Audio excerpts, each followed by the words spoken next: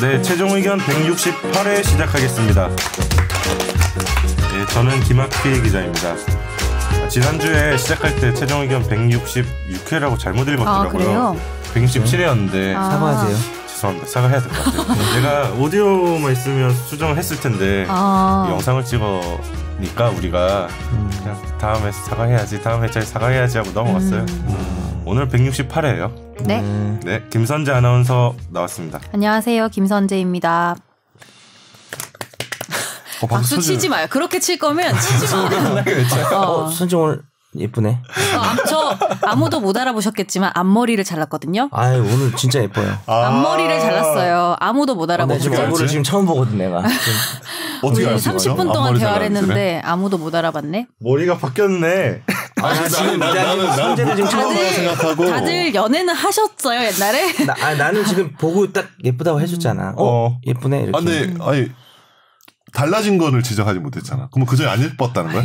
난 여기 너무 바로 지적하는 건 좀 촌스럽다 생각해서 일단 예쁘네 하고 이제 얘기를 하려고 그랬어요. 아 정말요? 이게 감사합니다. 무슨 의미가 있다고 지금 안 해.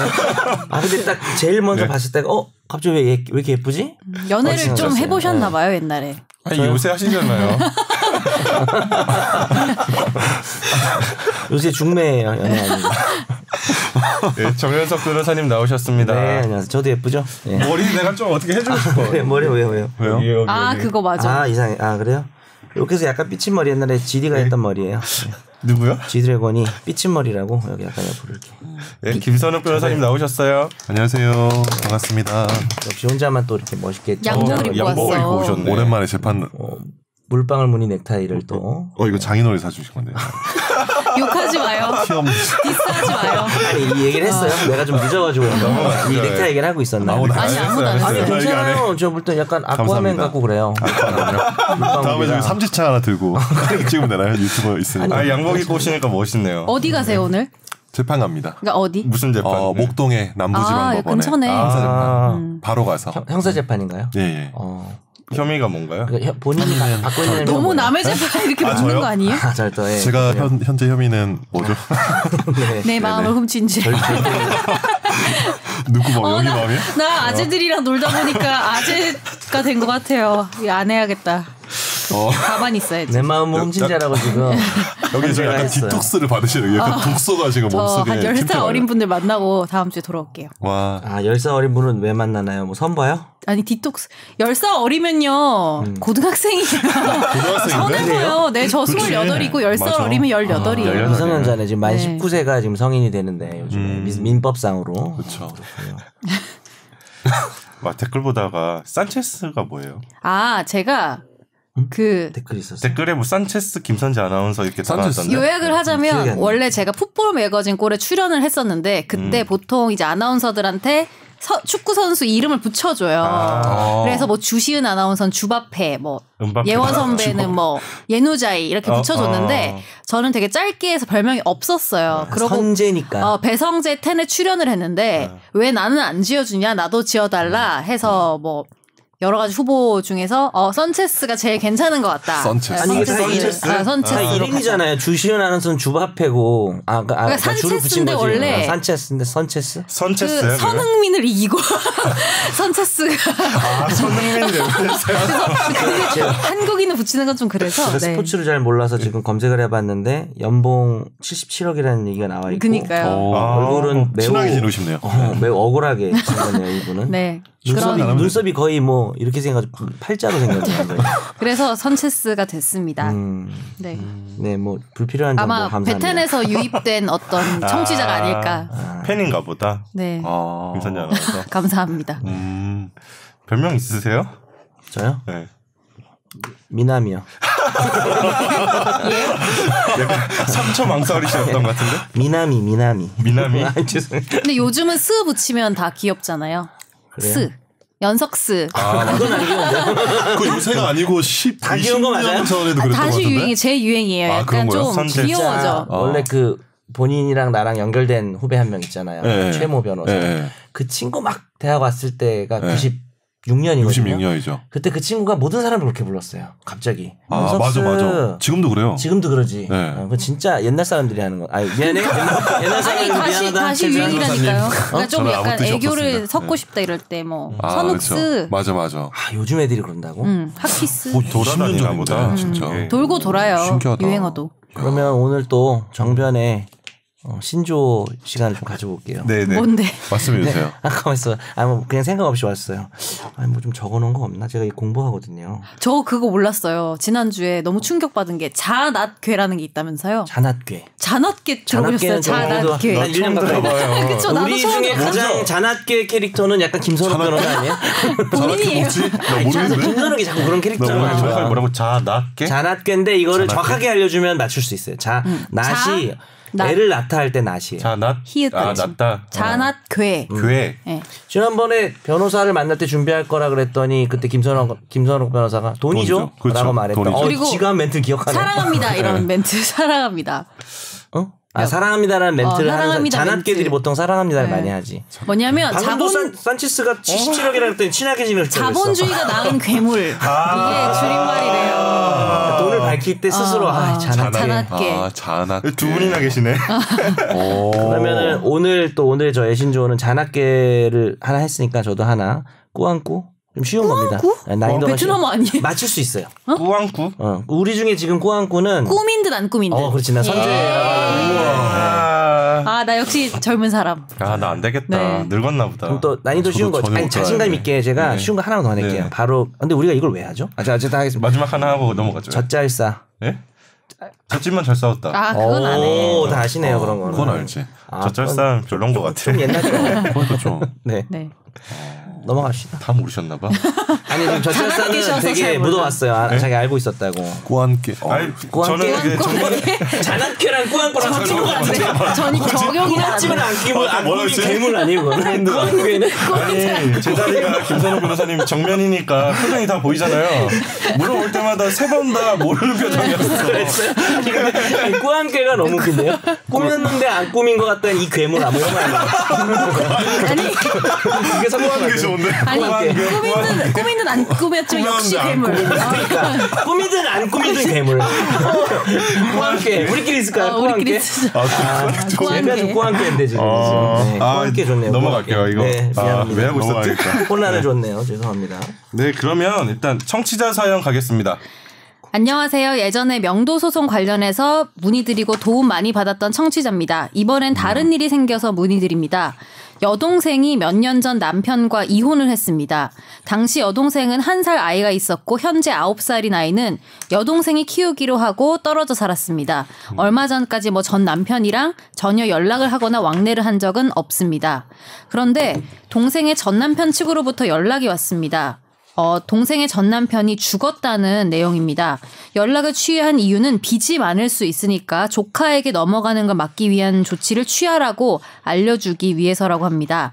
동생이 전 남편의 부모님께 그래서 연락을 취했는데 이 9살짜리 아이에게 빚이 넘어가지 않도록 자신들이 법무사를 통해서 조치를 취하고 있고 관련 서류를 보내줄 테니 동생의 인감도장을 찍어서 인감증명서와 함께 회송해달라고 했다고 합니다.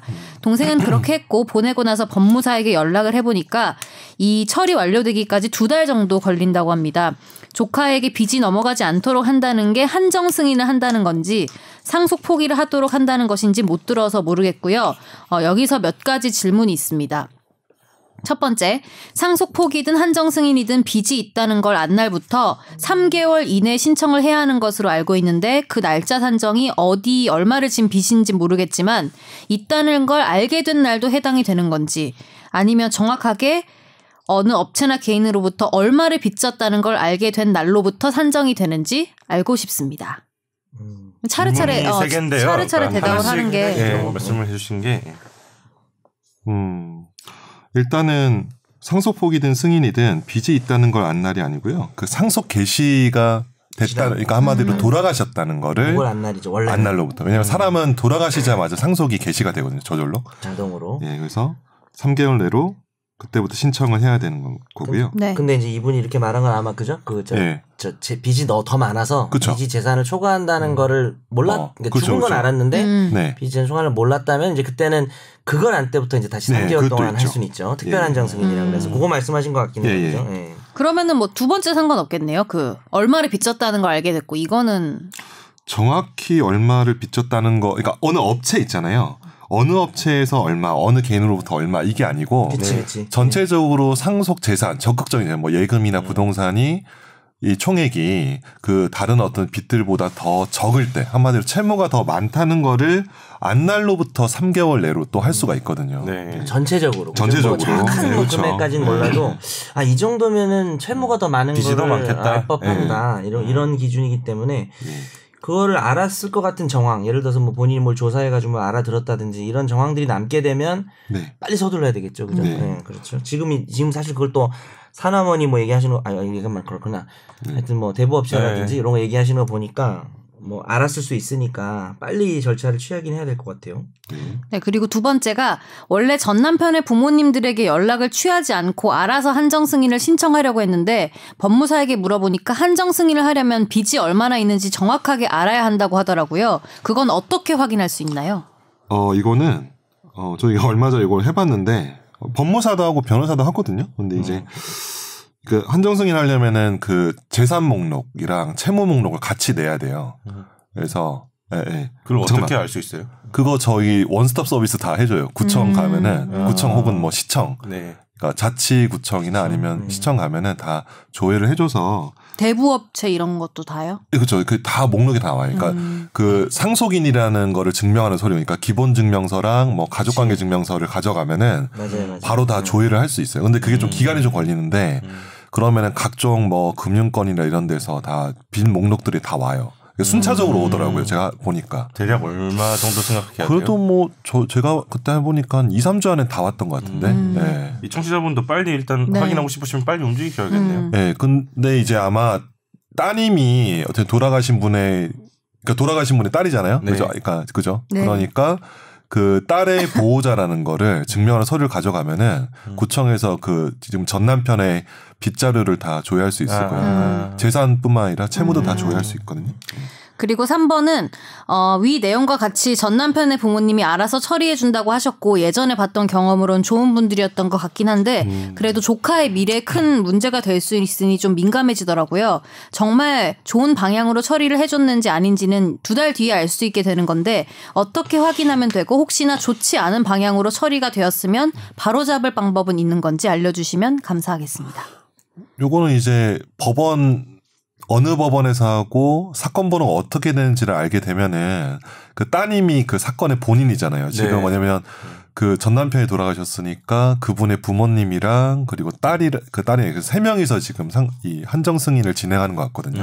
옆에 형제까지도 진행하는지는 뭐 잘 모르겠는데 근데 그 2명만 한정 승인하면은 그렇죠. 딸이랑. 근데 지금 딸이니까 딸만 하면 되죠. 딸만 하면 되죠. 그러니까 직계 존속은 안 가니까. 이혼을 했으니까 그렇죠. 배우자 그러니까 지금 이제 주인공이 이제 남자분인 것 같은데 사연 보내신 분이 여동생 얘기하시는 것 같은데 네. 그렇죠. 그 돌아가신 분 그 아내 딸 이렇게 네, 그렇죠. 있는 거고 그 돌아가신 분의 부모님이 지금 연락을 해오신 것 같은데 사실은 딸이 있기 때문에 돌아가신 부모님 딸한테 전부 가죠. 상속이 안 가죠. 그쵸. 빚이든 재산이든. 그러니까 이 딸이 지금 제일 중요한 거예요. 이 딸 조카 이 사연 보내신 분의 조카분이 빨리 이게 한정 승인을 해야 되는 건데 이제 이걸 할아버지 할머니 쪽에서 해준다는 거잖아요. 그렇죠. 대행을 해주는 거죠. 선의를 위해서 이게 처리해주고 있다 이런 그러신 것 같은데. 같아요. 근데 이제 여기서 이제 관련된 게 뭐가 있냐면 상속 포기를 만약에 딸이 해버리면 다음 순위로 가요.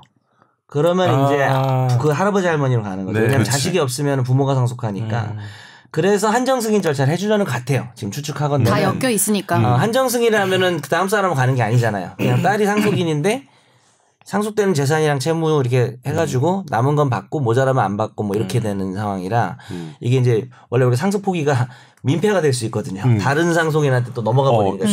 실제로 민폐가 많이 돼요. 네. 뭐냐면 심각할 수 있죠. 그러니까 가령 이제 뭐 연락이 안 되는 형제가 있었어. 근데 그 사람한테 자식이 있었는데 연락이 안 되니까 자기 형제라도 빚이 얼마나 많은지 모르잖아요. 근데 그 형제의 아들 뭐 딸 조카가 혼자만 상속 포기해버린 거야. 연락 안 주고. 그러면은 이제 그 할아버지 할머니 그리고 옆에 형제한테도 빚이 다시 그쵸. 넘어가기 때문에 가급적이면 처음 그 한마디로 상속인이 되는 사람, 단독 상속인이 되는 사람이 한정승인하는 게 제일 좋아요. 그 사람에서 포기를 해버리면 계속 순차적으로 넘어가요. 2순위, 3순위, 4순위. 저쪽에서는 죽은 것도 알고 채무가 많다는 것도 알지만 자기가 상속인이 됐을 거라는 걸 모르기 때문에 근데 자기가 상속인 됐다는 걸 몰랐다는 건 사실 나중에 변명이 안 되니까 위험해질 수 있지.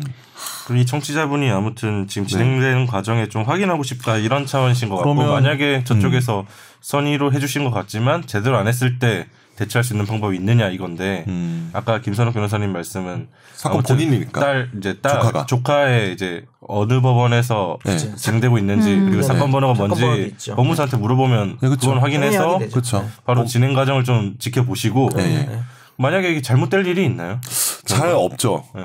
근데 이제 없어요. 이 여동생분이 좀 개입을 해야 될 것 같아요. 왜냐하면 얘가 지금 사건 본인이 미성년자인데 얘의 친권자는 지금 살아있는 엄마지 할머니 할아버지는 아니니까 그쪽에 그냥 맡기고 있기엔 좀 그럴 것 같고 주도적으로 어머니가 나서셔서 좀 나서서 알아봐야 될 것 같아요. 본인이 대리인이 돼야 되는 거 아니야? 그 어머니가 여동생분이? 근데 이걸 어떻게 하냐? 왜냐하면 친권자인데 친권자가 할머니 할아버지가 하는 게 좀 약간 이상해서. 그러니까 사실은 아마 도장을 그러니까 되게 이렇게 하잖아요. 그랬겠지. 법무사한테 맡기고 그 자기 손녀 명의의 도장을 파가지고 그러니까 되게 그렇게 하면 사실 법원에서 뭐 기본증명서나 가족관계증명서, 인감증명서 왜냐하면 친권자의 그게 있구나. 인감증명서가 있구나. 위임장도 같이 했겠죠. 엄마 거. 엄마 것도 아마 엄마 것도 줬을 것 같아요. 여기 보내달라고 거의 인감증명서 함께 회송해달랐다고 그렇죠. 동생에 있는 거죠. 그렇게 해서 가는 것 같아요. 이게 조부모님들이 이거를 가지고 뭔가 이상한 속임수를 쓰고 그럴 만한 내용도 없는 것 같고 또 믿을 만한 분들이라고 하는데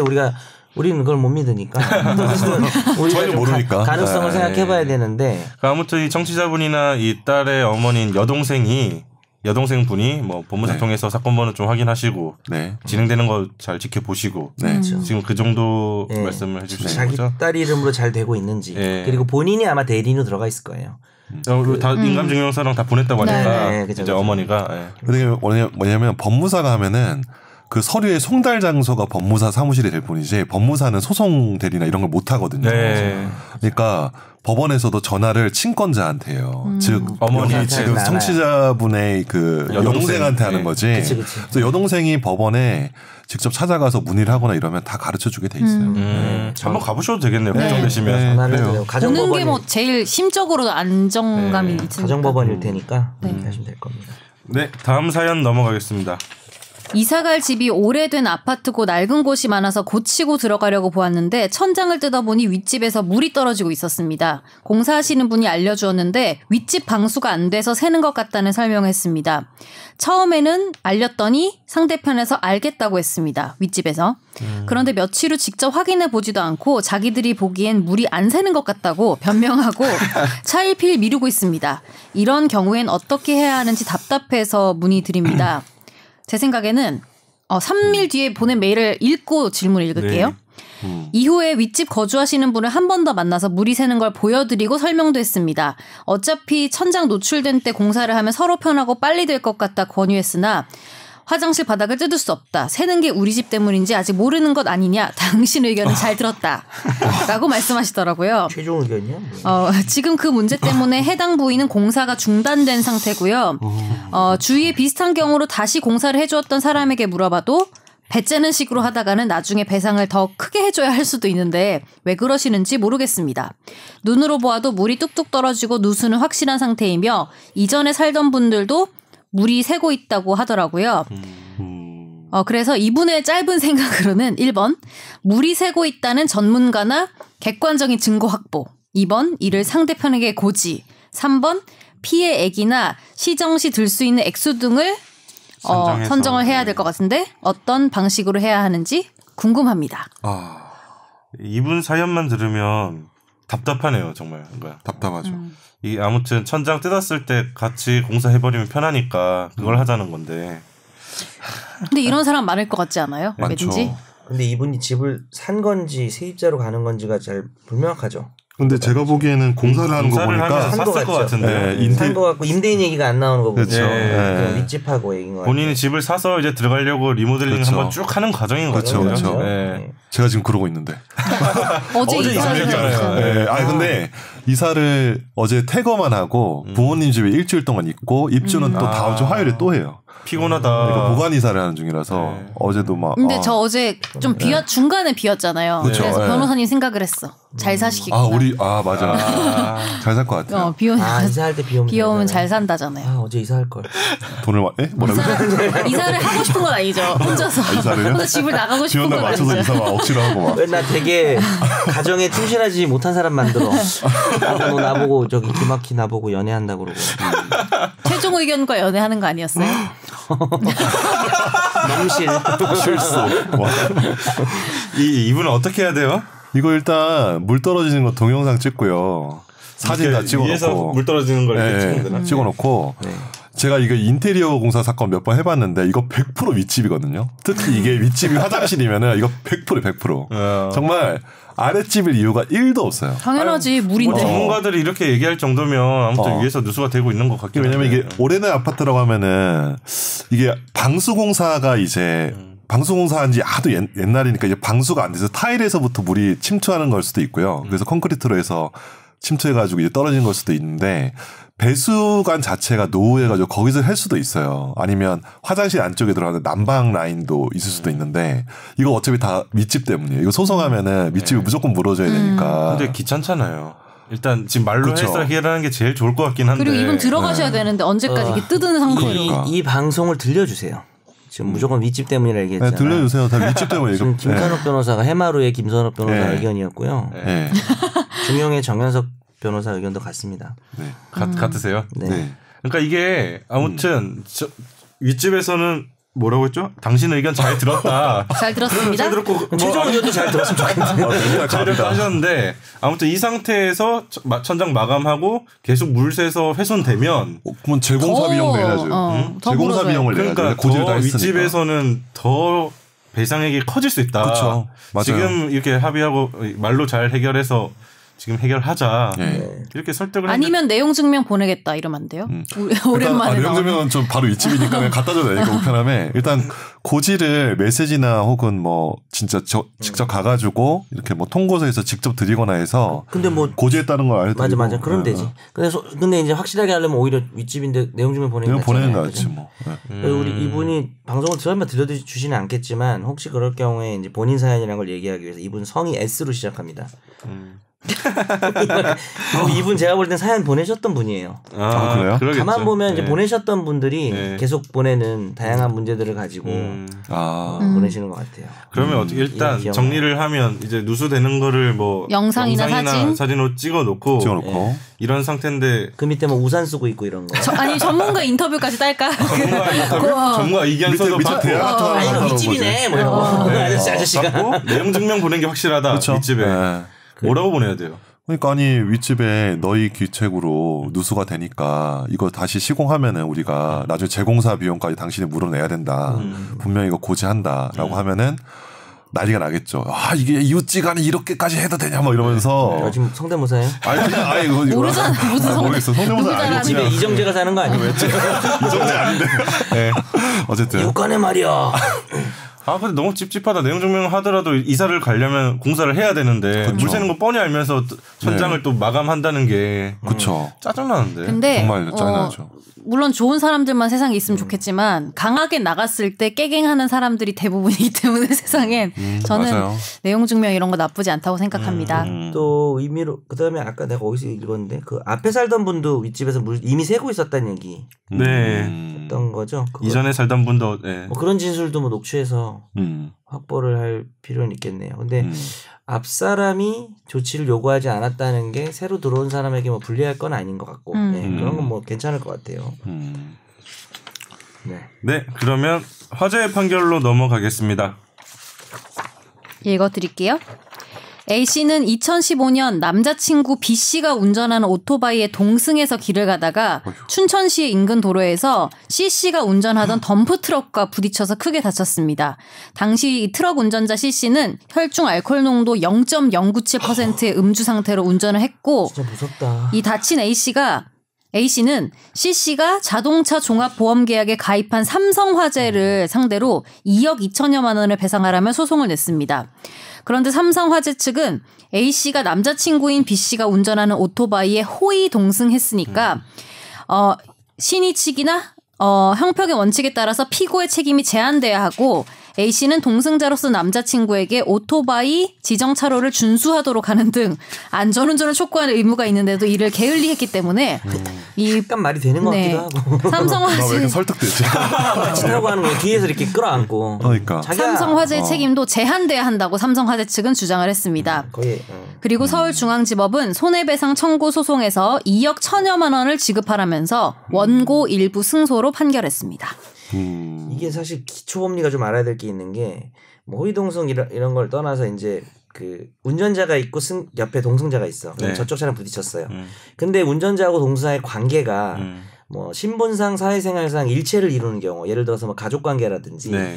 그 다음에 뭐 기사고 사장이라든지 그런 경우에는 이 둘 사이의 관계가 끈끈하다 보니까 어떤 일이 일어날 수 있냐면 두 운전자가 부딪히면 과실이 뭐 있을 거 아니에요. 네. 6대4 이런 식으로. 그러면 이쪽 동승자는 그냥 안전벨트 하고 있었는데 그냥 완전히 자기 잘못도 없지. 그럼 자기가 뭐 손해가 100만 원 발생하면 6대4면은 뭐 양쪽에다 사실 100만 원 달라고 할 수 있고 그 운전자끼리 내부적으로 6대4로 나누는 거거든요. 네. 근데 이럴 때 야, 네 기사가 니네 아빠가 니네 아내가 운전 과실이 있는 거니까 그걸 저쪽에다가 이렇게 덤터기를 씌우는 이론이 있어요.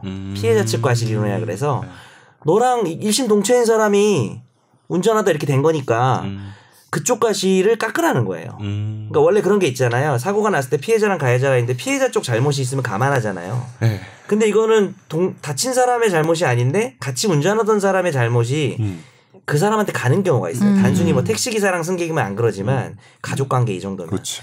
그래서 여기서도 만약에 이 오토바이 운전자의 잘못이 있으면은 이 여자분 피해자분한테 그 잘못이 같이 갈 수가 있었던 거죠, 사실은.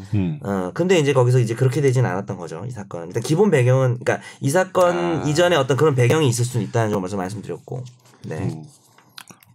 뭐 판사님은 그렇게 아무튼 인정을 안 한 거 아닌가요, 지금? 그러나 그렇게 인정하지 않았죠. 이제 그걸 알려면 여기서 호의동승 개념을 좀 아셔야 되는데, 호의동승은 이제 둘리가 같이 타는 거라고 죄송합니다.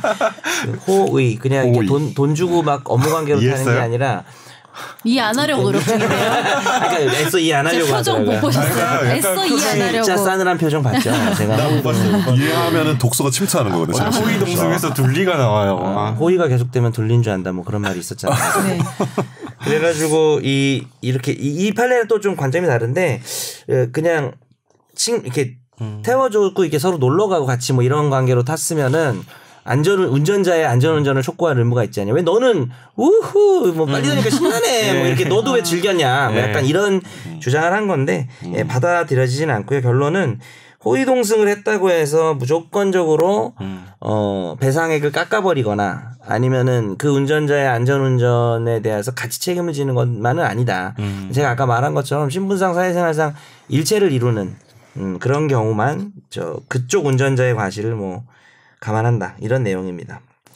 또 이제 판사님이 말씀하신 게 현저히 난폭 운전을 하거든요. 가령 뭐 중앙선을 경춘가도를 달리는데 막 중앙선을 막 넘고 막 이렇게 하거나 그 정도에서 아니면 그러니까 동승자가 이러면 나도 한 방 훅 갈 수 있겠는데라고 인지할 정도가 아니면 안전 촉구를 할 필요가 없다. 사고 경위도 봐야 된다 이거네요. 저쪽은 철저하게 지금 음주를 했잖아요. 네네.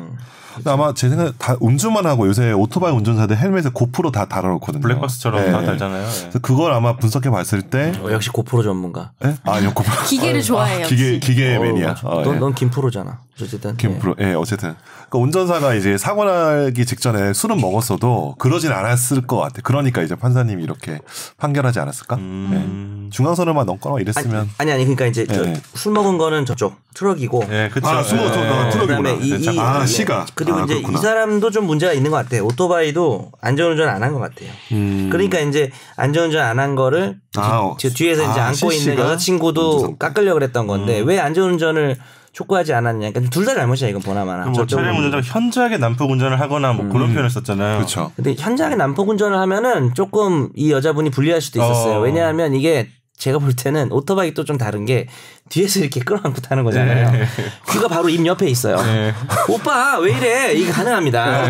네. 조금 더 쉽게 가능해요. 그리고 이렇게 자꾸 난폭 운전하는 것 같으면 약간 뒤에서 초크 같은 걸 걸어가지고 그렇죠. 못하게 할 수도 있었잖아요. 그렇죠. 그건 정말 사고 날 것 같은데.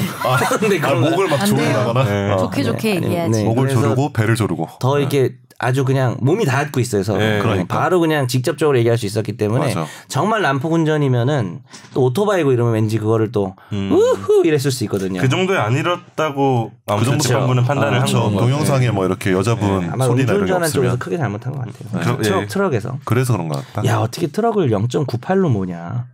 그러니까 제가 볼 때는 어떤 상황에서도 이건 못 피했을 것 같아. 그러니까. 뭐 난폭하든 안 하든 이 정도면. 와 0.09면 취소 아니야 이거? 취소 네, 취소죠. 0.05 넘어도 취소고 윤창호법 시행 이제 윤창호법 시행되면은 더 아니요. 원래 아니 취소 아니다. 0.01 취소로 바뀌었을 0.1이었어. 원래 아직 시행이 안 됐잖아. 시행이 안 됐나? 아직 시행 안 원래 됐더라고요. 0.05가 정지고 0.1이 취소잖아요. 맞아. 그렇죠. 근데 그럼 이거 아직은 정지 같아요. 기준을 내리기로 했잖아요. 아직 시행 아직 안 한 걸로 알고 있어요. 아무튼 음주운전 하면 안 됩니다. 네. 네, 다음 판결 넘어가겠습니다. 김 씨는 지난해 4월 서울 강남구 자택에서 자신의 카카오 스토리에 A 씨의 가족 사진 등을 올리며 해시태그를 달고 제가 읽어야 하나요? 제가 읽을게요. 그 찌질한애 하는 짓이 찌질한 꼬라지 신혼이란다. 꼴값을 떨어요. 육값. 네, 등의 내용을 담은 글을 게시한 혐의를 받고 있습니다. 요거는요 저기 샵을 붙여서 해야 웃기단 말이에요. 샵 찌질하네 하는 짓이 샵 찌질한 땡 놈들. 샵 꼬라지 뭐 이렇게 해서 올렸어요. 샵 꼴값을 떨어요. 샵 육값. 네. 되게 아쉬워한다. 네. 서울중앙지법은요. 최근 모욕 혐의로 기소된 이 김모 씨에게 벌금 100만 원을 선고를 했습니다. 샵 못 살렸네. 샵 기막히. 샵 역시 욕을 못해. 이거 왜 화재 판결로 가져오셨나요? 그냥 웃겨서. 죄송합니다.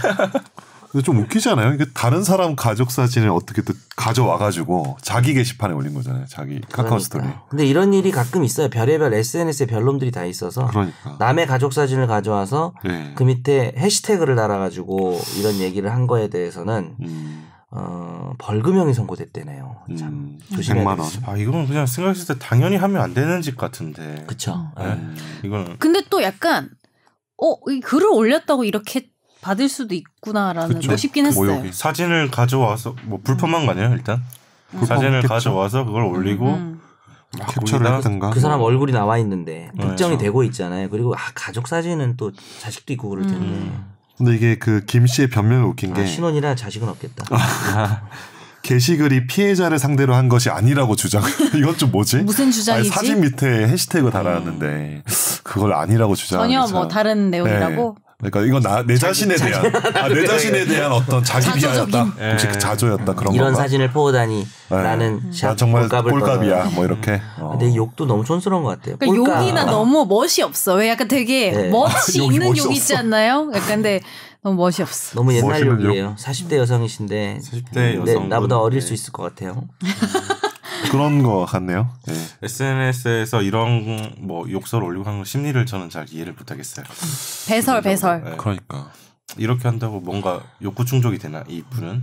나는 그리고 SNS에 그러니까 누구를 딱 지정해서 욕하지 않아도 막 욕을 그러니까 누구 욕을 쓰는 경우가 있잖아요. 오늘 내가 누굴 만나 안 돼. 어떻게 이런 아니 변호사들은 뭐 의뢰인 짜증 나는 걸 막 올리거든요 SNS에. 근데 그런 다 게 보는데. 그러니까 의뢰인은 안 보겠지. 누군지 특정은 안 되지만 기분 나빴던 일을 쓰는 뭐 아니 변호사 아니어도 예를 들어서 뭐 손재 아나운서가 뭐 직장에서 무슨 일이 있었는데 누군지는 안 하고 정말 나한테 다들 왜 이러는지 모르겠다 뭐 이런 거 있잖아요. 근데 그게 다들. 나는 일단 그게 되게 너무 안 좋아 보여요. 올리는 게. 근데 이제 요즘 저도 그런 걸 쓰고 싶을 때가 쓰려고 했다가 아니야 내가 평상시에 그런 걸 너무 안 좋게 봤지 이러면서 자제하게 되더라고요. 저는 근데 그 인별그램 되게 열심히 하는데 캡션 잘 안 달게 돼요. 그래서 어느 순간 사진만 올려요? 어떻게 문장 단위로 올렸을 때 좋게든 나쁘게든 뭔가 이렇게 평가나 이런 게 딱 난 정해져 버리니까 오해의 소지를 받을 수 있어서 사진을 주로 올립니다.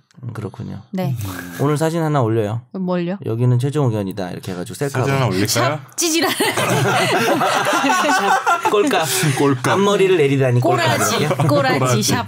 정 변호사님 찍어서 제가 샵 달아드릴까요? 저 싫어요. 네. 아니 어디 올린다는 거예요? 올리지 마시고 찍어주세요. SNS가 있긴 하니까. 이봐요 방송해요. 지금 왜 카메라를 저 사람 사진 찍어요. 참고로 아까 참 윤창호법은 제가 찾아봤는데 그러니까 혈중 알코올 농도를 강화하는 거는 제 말대로 시행이 안 된 게 맞고 물론 이제 뭐 다른 것들은 시행이 됐어요. 근데 이제 특가법이 좀 이렇게 강화됐다는 이런 건 있는데 6월부터 시행이라는데 시행은 안 됐지만 술을 한 잔이라도 드시면 지금 거의 사회 인식이 음주운전은 살인이다. 여기에 다 동의하는 지금 분위기고. 네. 음주운전을 하는 사람은 합니다. 네? 제가 해보면 상습범이죠. 상습이 이거는 절대로 오늘이 처음이에요. 절대 없어요. 제가 해보면 그러니까 제가 사건 해보면 정말 본인이 음주운전하고 역시 했던 사람이 또 하는 그러면 자기가 한다는 얘기는 아니죠? 설마? 아니죠, 아닙니다. 네, 절대 안 됩니다. 자, 그러면 넘어가겠습니다. 오늘 집중 탐구로 가겠습니다. 오늘 집중 탐구 주제는 이제 김 변호사님이 전문이라고 하셨어요. 아니 근데 이거 준비는 다 김학희 기자님 하십니다. 이게 이번 주 주제로는 김학휘 전 차관 잘못 명예훼손으로 고소당할 수 있어요. 김학의 전 차관 사건을 이제 저희가 다뤄보려고 합니다. 네. 실제로 제가 이 김학의 전 차관 사건 할 때 사람들이 자꾸 질문을 많이 받았어요. 집안 아니 친구냐? 뭐 이제 친척이냐? 이게 내가 김학휘인데 김학의잖아. 그러면 그렇죠. 저도 학자 돌림이거든요. 학렬이 학이에요. 혹시 큰형 아니에요? 큰형? 아니 없어요. 근데 약간 진정한 언론 그럼 진정한 언론인 아니에요? 가족이지만 눈물을 머금고 이걸 했으니까 진정한 제 기자다. 손에서 가족은 아닌데 사람들이 계속 이제 김학의 뉴스 나올 때 물어보죠. 많이 하겠네. 근데 아는 사람이야? 김씨가 얼마나 많은데 학자 하나 같다고. 저는 예전에 그 퇴사하신 김일중 아나운서가 저희 아빠 뻘이었어요. 광상김 씨. 네, 광상김 씨의 실제로 학렬이, 저희 아빠가 중자 돌림이거든요. 맞아 나도. 해보니까 아버님 뭐 성함이 이게 밝히긴 좀 그렇겠네요. 성중. 김성중? 네. 선재는 뭐가 학렬이에요? 김상중도 있다. 저는 집안 사람일 수 있네요. 선자 돌림이에요. 착할 선자 돌림. 혹시 더블 S50이 이분도 저랑 같은. 착할 선. 김현중도 김현중도 학렬이었죠. 그래서 뭐 이렇게 동생 설정을 한번. 여기 아버님도 중자 돌림이에요. 그렇죠. 그럼 성함 다 합쳐 공개해 봅시다. TMI. 그 위가 용이죠. 그 위가 용이고. 그 위에는 순과 철이 요즘도 그런 거 따르는구나. 고리타분하다. 죄송합니다. 네, 아버님이 그렇다는 건 아니고요. 니들이 선자를 저도 다 따른 거예요. 한번 가볼게요. 네. 일단 지금 배경을 좀 볼게요. 뭐 사실 지난주 방송하고 김학의 전 차관 사건이나 장자연 사건을 좀 다뤄야겠다. 뭐 생각을 하고 있었는데 이번 주 초에 뭐가 상당히 급박하게 돌아가더라고요. 이 상황들이 이제 저희가 다루는 배경. 그리고 지금 분위기가 달라진 부분, 요 간단하게 짚고 사건으로 넘어갈게요. 법무부의 검찰과거사위원회가 있는데 이번 주 월요일에 이제 활동을 2개월 연장하기로 이제 결정을 했습니다. 이 법무사 검찰과거사위원회는 기존에 뭐 검찰이 다뤘던 과거 사건들 중에 뭐 의혹이 해소되지 않았거나 뭐 문제 제기가 되거나 이런 사건들을 쭉 조사를 하는 그 조사단을 운영을 하고 있는데 여기서 김학의 전 차관 사건과 장자연 리스트 사건, 용산 참사 등 이 3개 사건에 대해서 2개월 연장해서 더 조사하기로 했고, 근데 이게 월요일이라고 했잖아요. 이번 주 월요일인데 또 문재인 대통령의 지시가 이날 또 같이 있었어요. 불호령이라 해야 되나? 거의 불호령 아니었나요? 네, 거의 불호령인데 일단 워딩을 먼저 한번 짚어보고 가겠습니다. 문재인 대통령의 워딩인데 이제 도대체 무슨 일이 있었던 것인가 그리고 그 이유는 무엇인가에 대해서 강한 의혹과 분노를 표출하고 있습니다. 성대모사시고요. 진실을 규명해내지 못한다면 우리는 정의로운 사회를 말할 수 없을 것입니다. 뭐 주머니 속을 뒤집어 보이듯이 명명백백하게 밝혀내지 못한다면 사정기관으로서의 공정성과 공신력을 회복할 수 없을 것입니다. 이게 크게 세 가지 사건을 놓고 이런 이제 말씀을 하신 건데요. 이제 고 장자연 씨 사건과 김학의 전 차관 사건, 그리고 최근에 버닝썬 등 그 강남 클럽과 경찰의 유착 의혹 사건, 요 세 가지 사건을 놓고 세트도 아니고 진짜 검찰과 경찰에 명운을 걸고 수사라고 이야기를 워딩이 나왔어요. 이 워딩이 나온 뭐 제가 월요일 날 쭉 보고 있었으니까 대통령의 지시가 나올 때 검찰 과거사위원회는 이제 연장을 할지 말지를 놓고 회의를 하고 있었고 이 연장하기로 결정을 한 거고. 이 월요일날 문재인 대통령의 이 워딩이 나왔고 화요일날 그 바로 다음날 박상기 법무부 장관과 김부겸 행정안전부 장관 이제 검찰과 경찰을 이제 관할하고 있는 그 두 장관이 공동 브리핑을 열고 공동으로 뭐 철저하게 수사하겠다는 입장을 밝혔죠. 이 갑자기 뭐 이 사건들이 계속 이게 보도도 나오고 뭐 이제 계속 이제 검찰 과거사위원회에서 조사를 하고 있던 상황이니까 계속 있었는데 이번 주에는 거의 뭐 톱뉴스 거리로 계속 올라가고 있어요. 이게 이게 그래서 이번 주에 저희가 다뤄야겠다 했는데 뭐 내심 이거 더 잘 다뤄야겠다. 근데 다행이다 싶기도 한 게 막 한창 버닝썬이 너무 막 이래가지고 그렇죠. 다들 막 이거를 묻으려고 막 버닝썬을 터뜨리는 게 이런 외에 사람들이 뭐 장자연 사건, 뭐 김학의 전 차관 사건, 뭐 묻으려고 뭐 저기 정준영 카톡 이런 게 오픈된 게 아니냐 이런 뭐 의혹 제기를 하시는 뭐 네티즌들도 많으셨죠. 네. 어떻게 생각해요? 뭐 묻으려고 한 건 아니고 난 말도 안 되는 것 같은데 내가 묻으려고 아니 뭐 그렇게 생각하시는 분들 들은 기분 나쁠지 모르겠는데 정준영 씨한테 죄송한데 정준영 씨로 묻힐 것 같진 않고 그렇죠. 묻혀서는 안 되고 정준영 씨. 네. 그리고 또 의외로 오늘 다룰 건 아니지만 정준영 씨 사건도 진짜 중요해요. 그렇잖아요. 뭐 김학의 고의 뭐 그쪽도 고의 관계 뭐 유착 문제가 있는 거기 때문에 오늘 우리가 다루지는 않지만 대통령이 딱 얘기한 세 가지 사건 뭐 장자연 사건, 뭐 버닝썬. 김학의 전 차관 사건, 김학의 사건, 버닝썬 사건 여기에 대해서 대통령은 같은 급으로 생각하고 계신 것 같아요. 네네. 다 크고 다 잘해야죠. 이렇게 말씀을 그러니까 문 대통령은 이 세 사건의 공통점을 이제 언급을 했는데 사회 특권층에서 일어난 권력형 범죄다.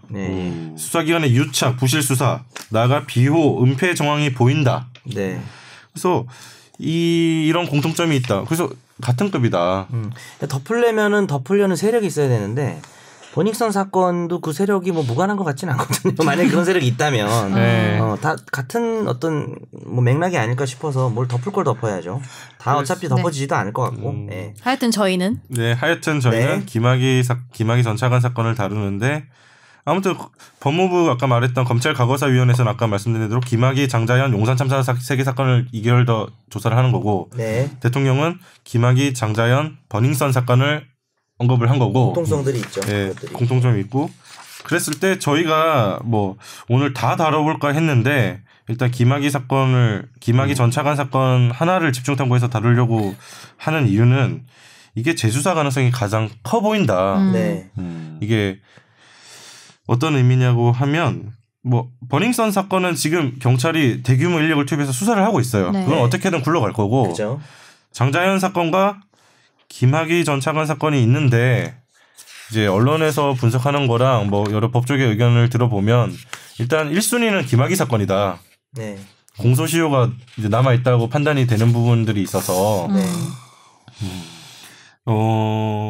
뭐 저희 법조팀에서도 계속 김학의 사건에 주목하고 있는 이유가 이게 대통령이 말했던 진상 규명을 넘어서 실제로 재수사에 이를 가능성이 커 보이기 때문에 뭐 그 장자연 씨 사건은 대부분 의혹에 대해서 공소시효가 지났다고 지금 보이고 수사보다는 진상 규명에 초점이 맞춰질 것으로 예상이 되고 이 반면에 김학의 전 차관 사건 같은 경우에는 뭐 그 과거에 검찰에서 2차례 무혐의 처분을 한 적이 있지만 최근 돌아가는 상황을 보면 이제 실제로 본격적인 수사에 나서가지고 김학의 사건은 재수사 이뤄질 가능성이 제가 봐도 좀 커 보이거든요. 뭐 이런 상황에서 김학의 전 차관 사건을 저희가 좀 2013년에 처음 이제 일어났던 거기 때문에 이제 경과 같은 부분 한번 짚어보고 이제 어떻게 이 사건이 진행되는지 한번 보고 그렇다면 지금 이 시점에 뭘 규명해야 될 것인가? 그때는 왜 안 됐는지. 그때는 왜 안 됐는지 크게 보면 두 가지인 것 같아요. 그러니까 김학의 전 차관 사건에서 진실이 뭐였는지 부분과 이 수사에 외압이 있었는지 수사가 제대로 안 됐다면 왜 안 됐던 것인지 이 두 가지를 크게 규명해야 될 것 같아요. 뒤에 재판이 있는 김선욱 변호사가 빨리 좀 정리해 주세요. 아니요, 괜찮습니다. 예. 아니 해야 돼요. 괜찮지 않아요? 예, 저요? 빨리 하라고요. 저는 시간은 괜찮고요. 규명을 좀 해봐요. 예. 구명을 하든지. 경과부터 한번 짚어보실래요? 네. 경과 요거는 그 박근혜 정부 출범하고 나서 얼마 안 돼가지고 그 김학의 차관 그때 내정이 됐었나? 네, 됐죠. 그렇죠. 내정이 됐는데 그때 이제 건설업자 그 윤중전 씨가 그 별장서 고위층 인사 성접대 및 동영상 촬영 의혹이 딱 터진 거죠. 정권 출범하고 얼마 안 돼가지고. 그런데 경찰이 막 터트린 거예요. 아 이거 김학의 막 이렇게 터트린 거죠. 그러니까 근데 이제 검찰에서는 난리가 났다고 그때 들었어요. 왜냐하면 김학의 전 차관은 굉장히 그분께서 총애하셨던 검찰의 그 고위급 인사 중에서 차관 그때 되자마자 법무부 차관? 차관이죠. 법무부 2인자. 실제 실세예요. 왜냐하면 법무부 장관보다 차관이 더 굉장히 권한이 굉장히 많기 때문에. 근데 이제 그 정부 입장에서 굉장히 불똥이 떨어진 거죠. 난감하죠. 요직에 앉혔는데 그쵸. 갑자기 이런 일이 소위 기스가 나는 초반 위장 전입 뭐 이런 거 아니고 지금. 네, 위장 전입이 아니고 네. 뭐 범죄잖아요. 별장 전입이죠. 아니, 이런 거 전입을 하셨나요? 네. 제가 모르는 사이에. 근데 그게 범죄가 발생한 거는 이게 2007년인지 8년인지 이게 아까 전에 말씀하신 건데 공소시효와 관련해서 네. 문제가 되는데 공소시효가 이제 특수강간 범죄, 즉 폭행이나 협박으로 이제 타인을 강간한 경우에 그게 원래 그 전에 공소시효는 10년이었거든요. 근데 2007년 12월에 15년으로 바뀌었어요.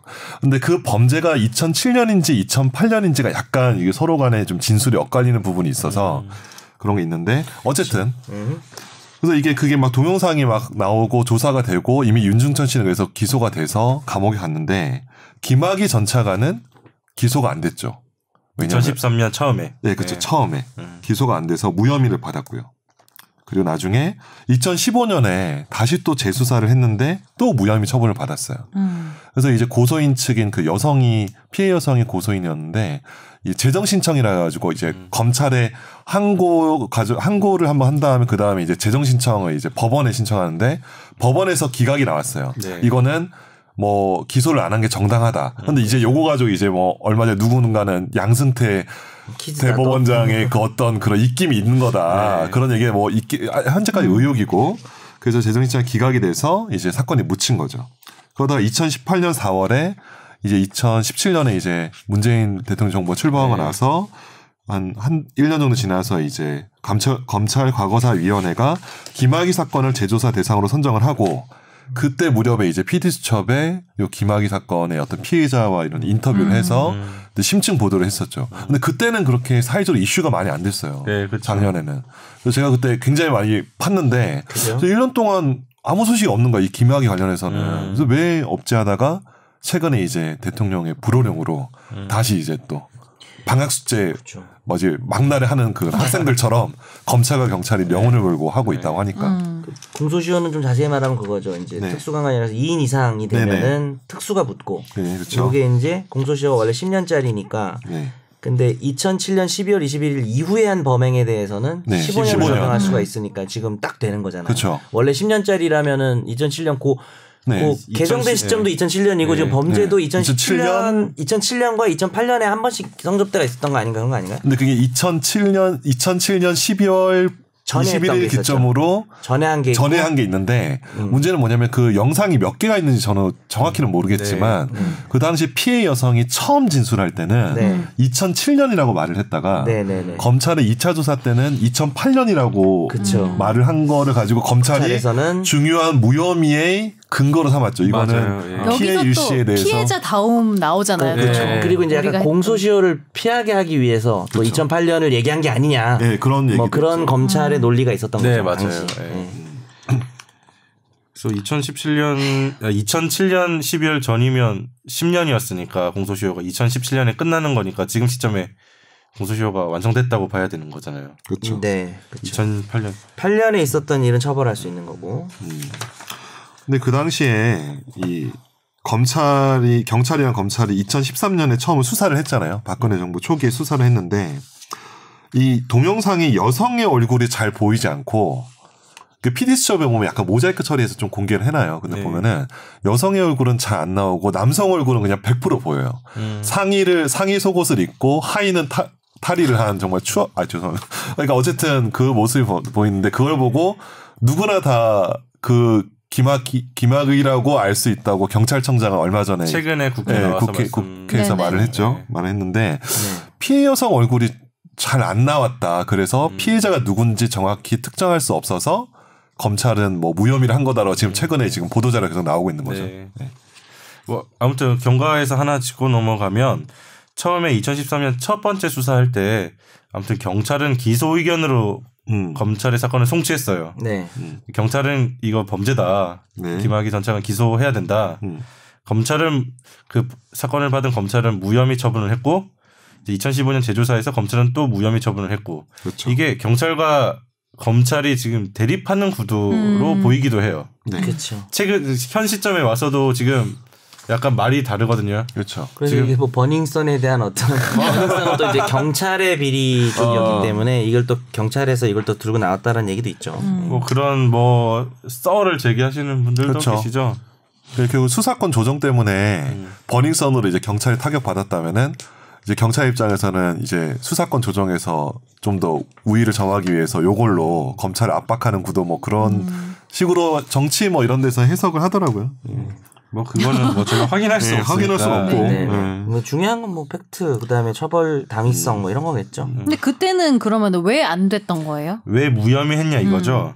그게 중요할 것 같은데. 왜냐면 1차 때 경찰에서는 피해 여성 이게 여성이 되게 많이 나와요. 몇십 명 있는데. 30명 있다고. 네. 그 중에 4명 진짜 말도 안 정도가 된다, 진짜. 의사에 반하는 성적 접대 행위가 있었다. 그러니까 한마디로 이게 여기서 중요한 게 뭐냐면 PD 수첩에서 이제 피해자 여성의 진술이 나오거든요. 네. 이게 뭐 인터뷰를 하는데 그 당시 이미 윤중천 씨랑 뭐 어떤 사교 모임에서 알게 됐는데 윤중천 씨한테 이미 그 성폭력을 당한 거예요.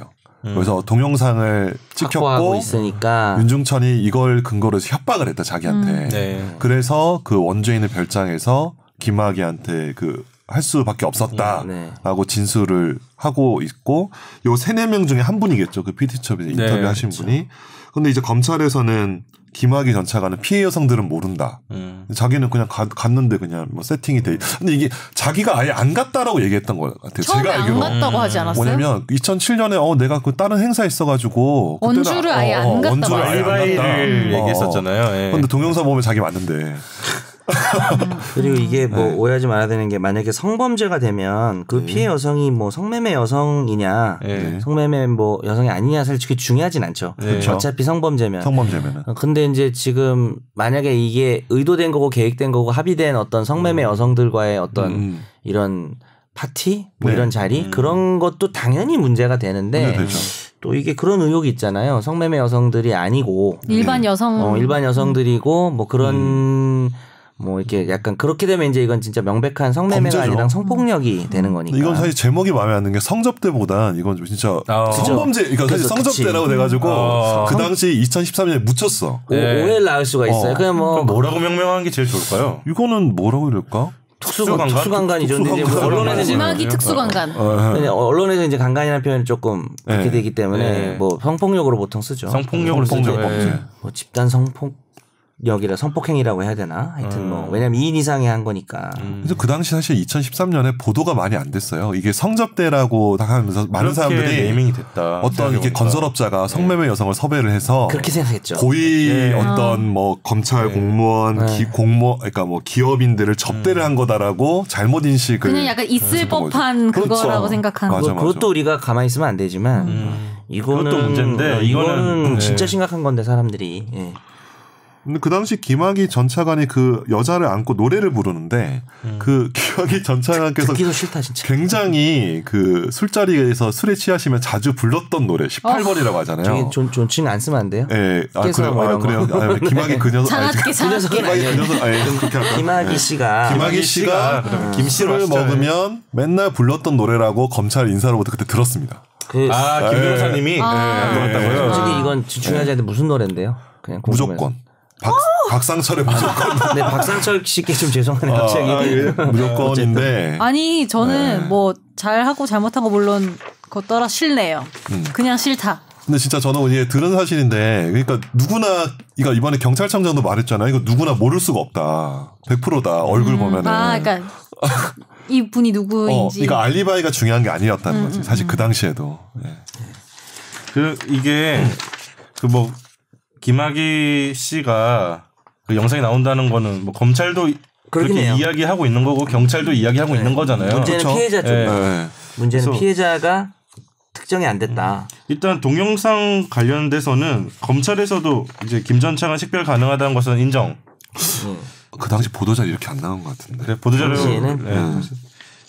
그리고 동영상 속에 피해성이 특정되지 않았고 강간이라 볼 수 없었다는 게 검찰의 지금 뭐 두 가지죠. 피해자 등장 하나씩 얘기해. 그다음에 여기에 대해서 경찰을 보면 뭐 아무튼 김 전 차관 성관계 장면 명확히 인식할 수 있다고 경찰은 이야기를 하는 거고 검찰은 영상이 흐릿하다며 식별 불가능한 것으로 만들고 싶어 했다. 경찰이 지금 얘기하고 있는 거죠. 그리고 그 다음에 이제 가장 중요한 거는 피해자 진술의 뭐 신빙성 이 부분 같은데. 그렇죠. 이제 검찰에서는 그 부분이 문제라고 뭐 그 당시에도 얘기했고 지금도 얘기하고 있는 거잖아요.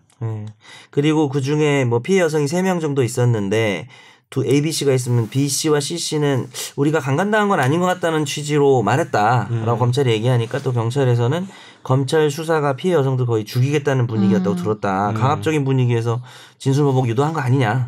뭐 이런 이야기들. 그리고 이게 그러니까 검찰은 또 수사 과정도 녹화가 돼 있으니까 영상 녹화 다 돼 있다 이렇게 얘기하고 있죠. 근데 영상 녹화 시간 외에도 뭐 여러 가지 그렇죠.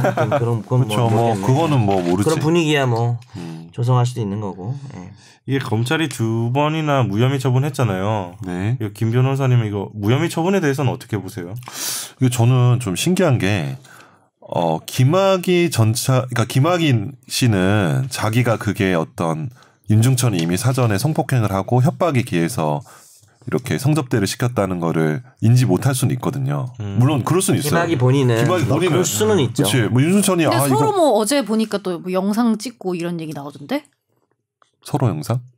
그거 제가 찾아서 보여드릴게요. 김학이랑 윤중천. 근데 뭐 그게 내가 뭔지 얽힌 것 같은데 어쨌든 김 변호사 얘기는 자기가 그 상황까지 이르기까지 과정은 모를 수도 있는 거다는 모를 수 있는데 여성들이 어떤 입장인지는 그렇죠. 모를 수는 있을 것 같아요. 근데 다만 이 피해 여성이 식별되지 않는다. 근데 그러니까 피해자가 특정이 안 되더라도 어떤 사람 만약에 누군가를 내가 그러니까 누군가가 성폭행을 당했어요. 근데 피해 여성이 누군지 안 나와. 누군지 뭐 알 수가 없어. 모르겠어. 그렇다고 해서 범죄가 아닌가? 범죄 기소할 수 있잖아요. 그런 문제가 아니 피해자가 특정되지 않으면 문제가 있긴 해요. 근데 아니 뭐 성폭행 사건이 동영상이 다 있어야 되는 건 아니잖아요. 그렇죠. 동영상이 없어도 자기가 피해를 당했다고 진술하고 그 말이 되면은 처벌이 되는 건데 이 영상에 나온 애가 넌지 모르겠어라는 논리는 좀 부족하지 않나. 맞네. 넌지 몰라도 처벌을 받아야 되는 거 아니야? 영상은 부가적인 자료고 피해자의 진술이랑 뭐 진술 일관성, 신빙성이 중요한데 영상으로 보니까 넌지 모르겠는데 이거는 무혐의 사유는 아닐 것 같아요. 그러면서 이제 다 쳐낸 거지. 일관되지도 않는다. 이런 식으로 쳐낸 거였죠. 당시 검찰은. 그리고 뭐 냈다고 했다가 안 냈다고 하지 않았어요? 여자 측에서 뭐 자기라는 증거를 이 단발머리 뒷모습이 접니다. 제 저라는 걸 증거를 내겠습니다라고 하고 이 여자가 안 냈다고 라고 이제 검찰은 말하는데 뭐 딱히 낼 게 없었을 수는 있죠. 본인이라는 걸 입증할 수 있는 뭐 예를 들어서 그 당시 그 날짜에 자기가 그런 헤어스타일과 그런 옷을 입고 있었는지 모르겠지만 뭐 그런 것들을 좀 찾아봤는데 못 찾았을 수는 있겠죠. 아니 근데 약간 민사 이쪽이면은 너와 나의 개인 대 개인의 관계이지만 형사 쪽의 문제라면은 그 여자가 누구가 알고 뭐 모르고는 중요하지 않지 않나요? 일단 범죄라고 그렇죠. 하면 누군가를 아니 범죄는 그건 있어요. 범죄는 피해자가 특정되긴 해야 돼요. 근데 이제 맞지. 문제는 뭐 영상에 나온 여자가 이 여자인지 잘 모르겠다. 비슷한 것 같다. 뭐 비슷한 것 같아도 영상이 만약에 이게 좀 궁금해요. 제가 뭐 이걸 막 제가 이런 거 막 제가 이런 걸 막 찾아보지 않는 그런 게 좀 있어요. 막 보기가 싫어요. 솔직히 막 무슨 몰카나 막 이런 거 터지면 막 찾아보고 이런 걸 싫어해서 왜 그런 심리인지 모르겠는데 뭐 찾아본 게 안 되는 거죠 사실. 근데 이게 막 자세하게 있잖아요. 무슨 PT 쪽 이런 거 안 보거든요. 저 짜증나서.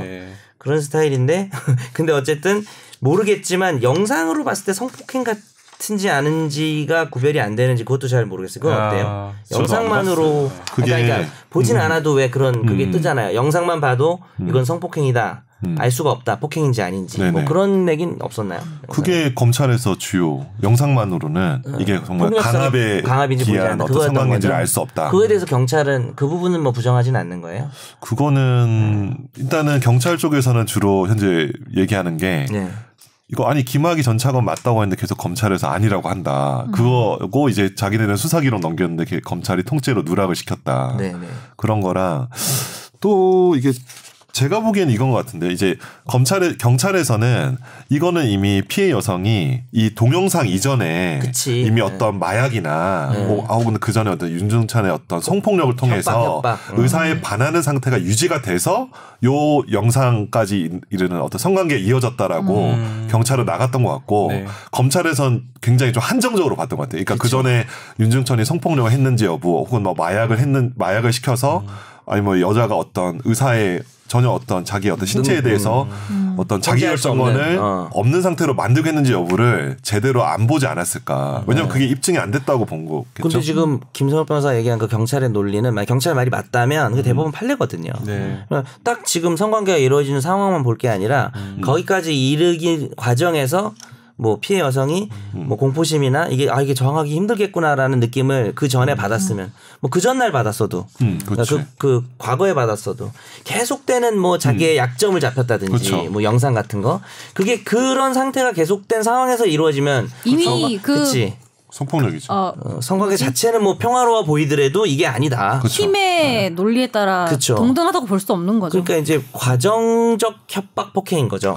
딱 그 순간적인 게 아니어도 그거는 대법원 판례예요. 제가 찾은 게 아까 뭐냐면 JTBC가 보도한 건데 앵커멘트. JTBC. 앵커멘트에 죄송해요. 좀 읽어드릴게요. 앵커멘트를. 윤중천 씨는 최근 언론을 통해 자신에 대한 의혹을 적극 부인하고 있다. 문제 동영상을 자신이 찍지 않았다는 주장이 대표적인데 저희 취재진이 6년 전 윤중천 씨가 경찰 고위 관계자와 나눈 대화 내용을 확인해 봤더니 당시 윤 씨는 김 전 차관과 자신이 서로 영상을 찍어줬다고 말했다고. 그 말은 전문이긴 하네요. 그런 말을 누가 하는 걸 전해드렸다는 거죠. 전문이네요. 이렇게 상대방이 그 경찰 고위급 출신이 뭐하러 그런 사진을 찍어서 남한테 피해를 주냐 김학이 본인이 찍은 걸 아냐고 물으니까 윤중천 씨가 같이 찍은 거라며 서로 찍어줬다고 답한다. 라는 죽여버리고 정상이 아니네. 보도가 있습니다. 뭐 사실인지는 모르겠습니다. 이게 그죠? 다 의혹으로 남아져. 그러니까 그때 제대로 뭐 이제 무혐의 처분에 의구심을 다들 가지고 있으니까 지금 이 상황까지 온 것 같고 아까 처음에랑 지금 약간 이야기하다가 문 대통령의 워딩이 더 와닿네요. 저는 아까 문 대통령이 도대체 무슨 일이 있었던 것인가, 그 이유는 무엇인가, 막 이런 워딩을 했잖아요. 거기에 대해서 아무튼 재수사해서 밝혀내야 될 것 같네요. 여기서 좀 볼 게 뭐지? 그 성폭행을 당한 시점 이후에도 아마 2007년 8년 이후에도 그 피해 여성이 윤중천 씨와 오랫동안 연락을 주고받았다. 이게 뭐 피해자다움이 아니다 이렇게 하는데 그 피해 여성들이 아마 윤중천 씨가 나갔던 어떤 그런 거 있잖아요. 요새 그러니까 그 어떤 뭐 잘 나가는 사람들 모이는 그런 모임이었을 거예요 아마. 거기서 만난 여성이에요. 그러니까 늙은 버닝썬이네요. 거기서 만나서 친해지고 나서 뭐 그런 거라면 사실은 자기의 어떤 사회적 지위나 이런 거에 있어서 계속 그거를 공개되지 걸 원하지 않잖아요, 사람이. 그러니까 자기가 만약 묻고 싶다 해서 결정했으면 그러니까 계속 연락을 주고받을 수도 있지. 아니 그리고 저는 뭐 잘하고 안 하고도 중요한데 이게 만약에 이렇게 못한 게 그냥 못한 걸 수도 있지만 어떤 외부의 압력에 의해서 못한 것이다. 수사 외압. 네. 외압. 그게 사실 또 엄청 중요한 포인트 같아요. 중요한 포인트죠. 그것까지 지금 바라고 했잖아요. 네. 바라고 해서 봐야 될 상황이고. 그래서 지금 정치권에서 공방이 이뤄지고 있죠. 그래서 왜냐하면 그 당시 법무부 장관이 현재 자유한국당 황교안 대표거든요. 그래서 지금 정치권에서는 또 엄청 분위기가 뭐 싸우고 있죠. 그렇죠. 사실 둘 다 죄죠. 어떤 상황에서도 못하면 못한 것대로 문제고 외압에 의해서 못했다면 그건 더 문제고. 그런 거 아닌가요? 그 수사 외압 의혹은 아무튼 김학의 전 차관이 아까 말씀하셨듯이 법무부 차관 2인자 뭐 네. 실세고 네. 그 사람에 대한 이런 어마어마한 범죄에 연루된 사건이 검찰에 넘어왔는데 그 아까 전에 말했듯이 뭐 대통령 VIP의 네. 친분도 있는 거고 네. 최근에는 최순실 관련됐다는 진술도 나오고 있고 그렇죠. 검찰 입장에서는 이게 누가 그러니까 또 그 생각이 드는 거예요. 저는 사법농단 사건 할 때 실제 실무자들이 시키지 않았어도 막 이렇게 뜻을 알아서 했을 수도 있겠다. 뭐 이런 생각도 좀 첫 번째 들고 지금 모르지만 네. 다 그냥 수정인데 실제로 뭐 윗선에서 그 건들지 말라고 했을 수도 있고 수사를 뭐 있고 그리고 실무자들이 알아서 안 했을 수도 있고 그렇죠. 뭐 실제로 김학의 전 차관이 뭐 무혐의일 수도 있고 그럴 수도 있죠. 네. 이거를 봐야 되죠. 네. 그러니까 본인은 진짜로 그 과정 인지했을 수도 있고 아니면 사전에 어떤 마약이나 윤중천의 성폭력을 인지해서 이 여성이 자기한테 어떤 자기 의사에 반해서 성관계를 한다는 거를 김학의가 인지할 수도 있죠. 뭐 여러 가지 가능성이 있는 거예요. 그러니까 대통령도 자기도 모르고 답답하니까 불호령 한 게 아니야. 이게 검찰에서 수사를 2번이나 했는데 어쩜 그렇게 이게 수사가 제대로 안 돼 있냐. 이렇게 그래서 화가 난 거죠. 부실 수사 의혹은 분명히 있는 거잖아요. 그렇죠. 압수수색도 안 했다면서요. 그러니까 옷을 벗었으니까 예우라고 생각했던 것 같아요. 그냥 압수수색 왜 안 했지? 나 진짜 이해 안 돼. 그러니까 분명히 핸드폰 다 뒤지고 당연히 압수수색 들어가야 되는 거 아니에요? 이거? 컴퓨터 뒤지고 다 뒤져야 되죠. 이 정도 되는 사람이 만약 거기 연루가 된 거라면 왜 안 했지? 그래서 아까 말했듯이 의구심이 끊이지 않고 있어서 이 사건이 아무튼 재조사를 재조사란다. 네. 조사단이 2개월 연장돼서 조사를 일단 더 할 거고 하고 뭐 거기서 수사 권고를 하면 수사를 들어가는 거고 들어가야죠. 만약에 어제 그 화요일 날 이제 장관 긴급 브리핑에서도 박상기 법무부 장관이 뭐 살짝 언급하기도 했지만 뭐 조사단 2개월 동안 조사하는 과정에서 뭐 수사거리가 나오면 재수사 들어갈 수도 있다는 취지로 바로 이거는 어떻게든 이번에는 결론이 제대로 나야 할 것 같습니다. 네네. 이제 진상 규명이 제대로 돼야 될 것 같다. 네.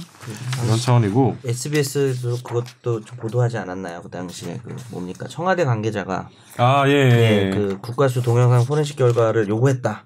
뭐 이런 보도가 있었죠. 이 수사 외압 관련해서 청와대 뭐 민정수석 라인도 관여가 됐다 이런 보도가 당시에 뭐 SBS 하기도 했고 그래서 지금 정치권에서 문제되는 게 황교안 대표와 그 곽상도 의원 수사 개입이 아닌가 하는 좀 합리적인 의혹들이 당시에 있었던 거죠. 예, 당시에 있었고 지금 와서 그거를 규명하자고 지금 목소리가 커지고 있고 뭐 청와대 국민청원 같은데 이제 청원 올라온 거 보면 동의수가 상당히 많아요. 장자연 사건이라든지 뭐 그렇죠. 아까 말했던 버닝썬 뭐 몇십만 정도 60 정자연 씨 사건 같은 경우에는 그제 제가 봤을 때 60몇만 정도 같고 그런 여론에 힘입어서 수사를 제대로 할 수 있지 않을까 이번에는 공수처를 만들어야죠. 예. 공수처를 만들어야죠. 얘기도 나오고 있죠. 제대로 못하는 거 아니에요. 자기 식구니까. 이렇게 말하면 안 되는 건가?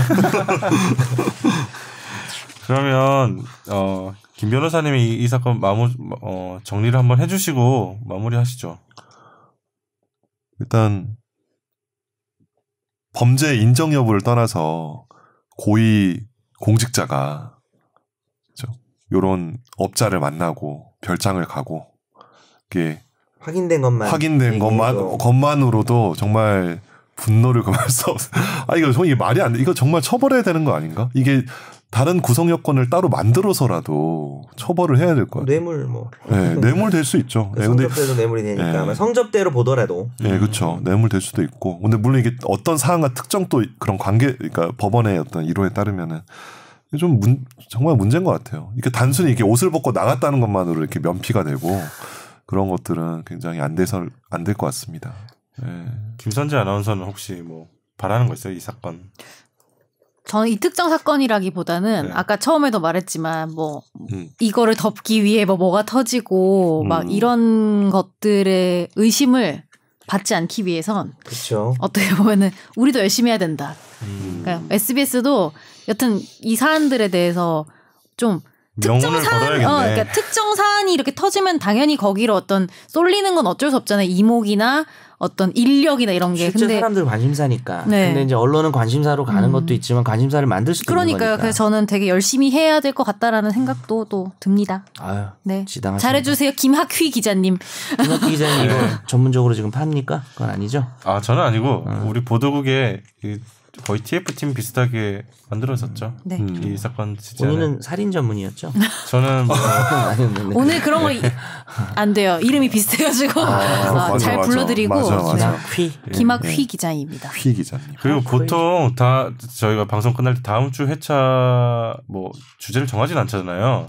대부분 우리 임박해서 하잖아요. 임박해서 다음 주에는 장자연 사건 한번 다뤄보시죠. 그러면 그 다음 주는 버닝썬 사건인가요? 그건 아니에요. 버닝썬은 좀 진행 중이니까. 그렇죠. 너무 많아 그거는 너무 진짜. 많아서 다루기가 좀 그렇죠. 네, 지금 아직 모르는 게 너무 많을 것 같아요. 네. 그러면 오늘 방송은 여기서 뭐 마무리를 하겠습니다. 네. 감사합니다. 감사합니다.